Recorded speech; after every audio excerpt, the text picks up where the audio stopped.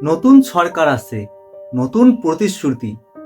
প্রশ্ন একটাই, সাধারণ মানুষের জীবন কি সত্যি বদলায়? নির্বাচনের সময় সব দল বলে ফ্রি স্কিম, সেবা, উন্নয়ন, কিন্তু ক্ষমতা আসার পর অনেক স্কিম বিলম্বিত হয়। সাধারণ মানুষ সেই চেঞ্জের সুবিধা ঠিক মতো পায় না। বাজেট বা নীতি পরিবর্তন হয়, কিন্তু মধ্যবিত্তের জীবন পরিবর্তন হয় খুব কম। ইএমআই, খরচ, স্কুল ফি, দৈনন্দিন বিল, এগুলো তো বদলায় না। সরকারি নীতি সাধারণ জীবনে তেমন পরিবর্তন আনে না। হ্যাঁ, কিছু সুবিধা আছে, যেমন নতুন রাস্তা, ব্রিজ বা অন্যান্য অবকাঠামো, অনলাইনে সহজ সেবা যেমন ডিজিটাল ব্যাংকিং, সরকারি অ্যাপ, নগদ সহায়তা স্কিম যা কিছু টাকা সরাসরি দেয়।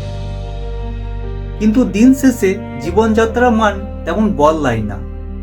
সরাসরি আর্থিক চাপ কমে না। সহজভাবে বলতে গেলে জীবন বড়ভাবে বদলায় না, কিছু সুবিধা পেতে পারে। তাহলে প্রশ্ন, সরকার বদলালেও সাধারণ মানুষ কি সত্যি বদলায়, নাকি প্রতিশ্রুতি শুধু নির্বাচনের খেলা?